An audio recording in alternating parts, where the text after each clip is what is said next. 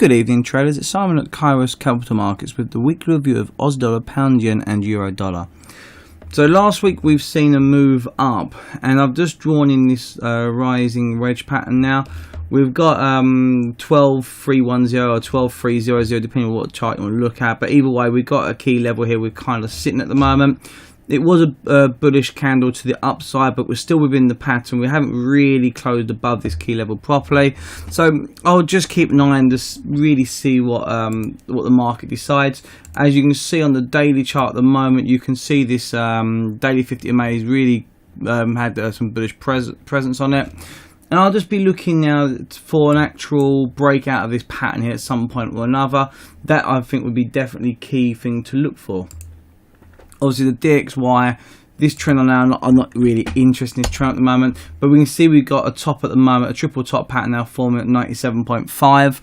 So again, it's one of these things where the daily 50 MA is going to cause you the problems, and the top, so the top here is restricting us going higher. So any decent break above 97.5 is good. Any break below the daily 50 MA is also going to be good for that direction. So now moving on to the Aussie dollar, with that idea in mind, we have really just created a lot of mess here. Price hasn't really moved anywhere. We got a floor forming at 718 at the moment, but to be quite honest, it's nothing really spectacular. I know I had an area here in the past. I would need to see some real bullish presence to come along in the lower time frames. Unfortunately though, the weekly chart has broken back down to the downside here. Doesn't give me much confidence there, and I wouldn't really think there'd be much out there. So we'll look at the lower time frame and we shall see what we have.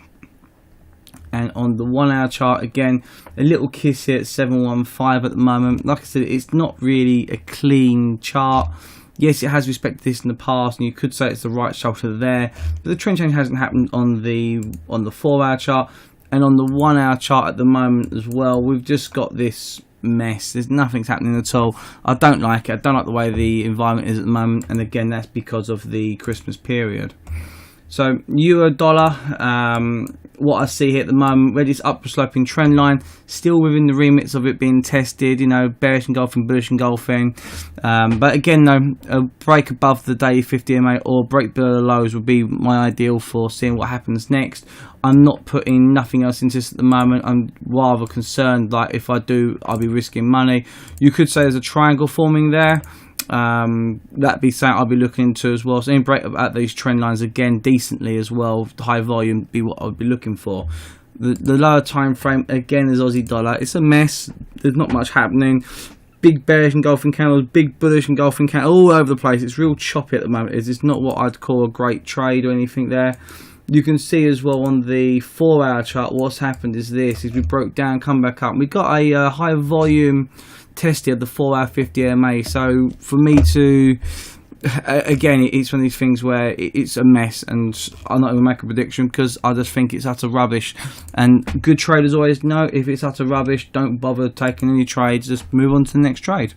So again, pound yen, I did say last week to watch out on the pound just purely because of the stuff with Brexit and the Prime Minister and the government and all that kind of monarchy at the moment going on. And again, you've got so much uncertainty, it's crazy. 140 though would be an ideal area to look at taking a trade long. And you can see 140 has acted in the past quite a lot over the last couple of years. So again, 140 would be what I'll be looking for, a move down there. I don't think I want to break and retest the daily 50 because there's no real substance there as such. And the weekly chart as well definitely looks like 140 would be a nice prime target to look for a trade. So that'd be, if it does get down, I'd be interested in that, but obviously if it happens this week, I don't think it's going to bounce and come back up, so this would be more for maybe the start of the new year as such. Again, on the lower time frames, we'll take a look at that quickly, and you can definitely see straight away we are kind of trending down this 4 hour 50 EMA. So at the moment we're still making lower highs, lower lows all the way down. It means the trend hasn't changed whatsoever, and there's no sign of a trend change as of yet. For me to see a trend change, it could come back up to 145, then come back down to test 144, in which case you then get some confidence, you get some problems with the daily chart as well, because the daily test and daily 50, so just be careful there. Now, the last one, obviously, as usual, now through Bitcoin back in again. Bitcoin has actually finally moved up, so I did suggest at some point we would move up. I was expecting it to be a little bit better than what it is at the moment. Again, this key level of 3500, you can always put a key level at 3000. And again, if you do it at 3000, you've not actually tested it, so there's 3000 there, you've not tested the key level. And if you trade off this 3500 level, because we had the level marks in from these lows here as well, and these lows here, we've actually had a break and retest, and that doesn't look very good. The only good thing though on Bitcoin is the lower time frames, and what I see here is the volume's picked up quite nicely on the 4-hour chart.